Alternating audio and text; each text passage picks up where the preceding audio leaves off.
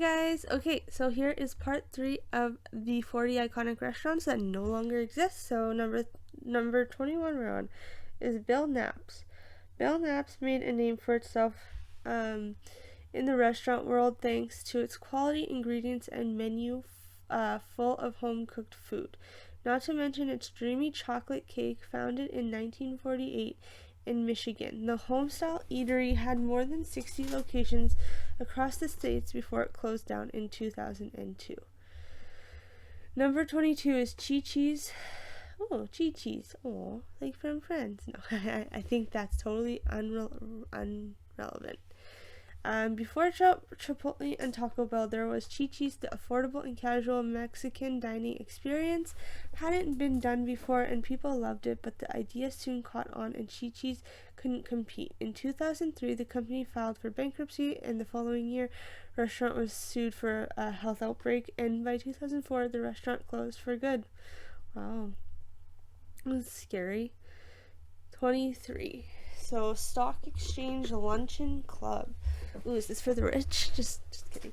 Ever wonder how the movers and shakers of Wall Street spend their lunch breaks? Well, for a while, most of them had their midday meal at the Stock Exchange Luncheon Club, a members-only dining club located on the 7th floor of the New York Stock Exchange, which was founded in 1898.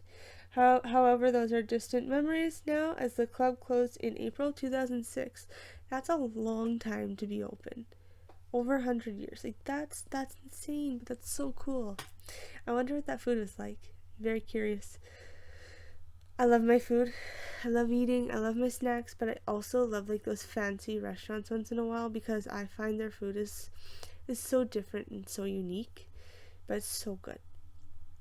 Next one. The official Star Cafe. So in the 90s, better known as the era of gimmicky restaurants, a set of iconic athletes, Wayne Gretzky, Andre Agassi, and Joe Montana, teamed up with Planet Hollywood to open up the official All-Star Cafe. The chain not only included classic sports memorabilia and a menu of traditional bar food, but also hosted premieres and events with some of the top celebrities and sports figures in the world. Sadly, the restaurant wasn't a home run and ceased operations in 2006. But it still got about 17 or so years, depending, because it did say in the 90s, but it didn't specifically say the year in the 90s, so that's okay. Next is Googie's Italian Diner. So, wow, this one didn't last. It's an Italian diner in New York. No. Since the early 2000s, New York City has seen the death of many iconic diners. Googie's was one of the Upper East Side's best casual Italian sports bar or Italian spots and has been missed dearly since it closed in 2008. I wonder why it closed. That's interesting. It doesn't say why it closed, but it does look good, like good food. Like it would have good food. Lots of stores have opened and closed throughout the years. What is it about like the chain restaurants like McDonald's and Dairy Queen and that stay open? Like they do so well. I want to know why. Like, do we as a local person opening a little like a coffee shop, do we need drive-thrus? Is that allowed, or would that be suable because it's, because we'd be stealing the chain restaurants' ideas of drive-thrus? I'm curious, genuinely curious. This one's 26, Steak and Ale. Steak and Beer. Steak and Ale was ahead of its time. The casual dining steakhouse, founded in 1966, was one of the first restaurants to conceptualize the steak and salad bar combination. Although it went bankrupt in 2008, the chain sold all of its menu items and property to legendary restaurant group. So here's hoping for a comeback. However, is that just like too many restaurants, or is that a specific restaurant? Or is there an actual restaurant called Restaurant Group? Because I'm not familiar. But that is cool that they were a little ahead of the time, it seemed like steak seemed to become popular as I'm reading these articles back then, and they were trying to get steak to be in its right place or right belonging, which so happened they did. Steak and lobster, one of the best meals there is, right? Next one is Elaine's. So this one was New York City institution since opening in 1963 and remained one until it closed in 2011.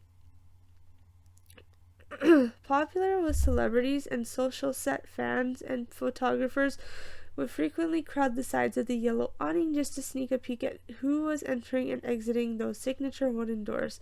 Sadly, after legendary proprietor Elaine Kaufman passed away in 2010, the restaurant closed for good. Oh, that's sad. Next one is the Lions Restaurant. Customers were instructed to eat like a king at Lions, a competitor to Denny's with casual dining and low-cost breakfast. The chain was founded in 1952 and continued to grow over the years. However, after filing for bankruptcy in 1998, the company was acquired and sold in 2001, and the last location closed in 2012. I don't know why I said 2012. 2012. Wow. 29, The Stage Deli. Located on 7th Avenue, the Stage Deli was one of the most popular delis in New York City. After being founded in 1937, was known for having a menu full of Broadway-inspired dishes, but after 75 years in the business, the famous restaurant went out of business in 2012. So these businesses did last quite the time, which is pretty good.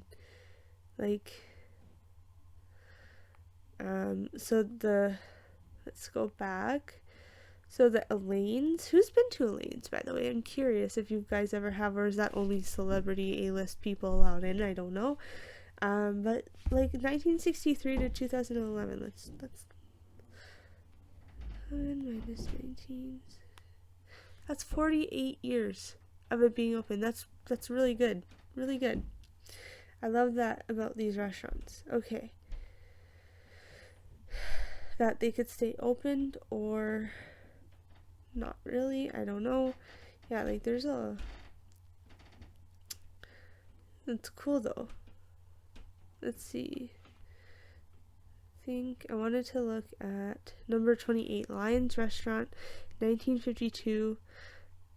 Did file for bankruptcy in 98. However, they didn't shut down completely because they were still on location in 2012. I don't know why I keep saying 2012. I really don't. But that's pretty cool. Same with the Stage Deli. 1937 and then went out of business in 2012. 2012 minus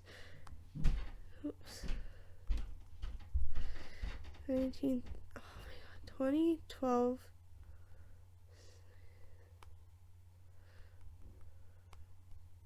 right? 75 years. That's crazy. Okay, now let's do one. The last one is Bahuka. In 1967, Bahuka was opened in LA to capitalize on the tiki phenomena in the US at the time. The family-owned restaurant became well known for its many fish tanks and novelty decor, but sadly served its last tiki drink in 2013. So what is that, 1967 to 2013? Sorry, doing a lot of math, but not good. So 46 years, that's still great.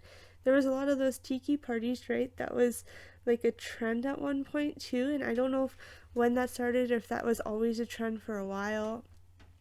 That'd be really cool to to browse through. Bahuka. So where was it? It was obviously in the States, but where? Oh, in Los Angeles. Okay. So a lot of these are opened in California areas and stuff like that. Is what I've come to realize. Or New York City, of course. You gotta have a good deli in New York City. Sad that they closed though, but there's many other restaurants, and they last a good amount of time. So don't count if you have a restaurant idea, don't count yourself out. 47 years is the amount of years you typically work anyways, so that's great. And maybe you want to leave a memory for your family, so your family can take over a dream restaurant you might have one day. So that is it for part 3, and then we'll do another. We're going to be doing part 4 soon, so just keep that in mind. That'll be up soon too. But that is it for me. That is all for right now, and I hope you guys have a great rest of your evening, and keep smiling, keep shining, and we'll chat soon. Bye now.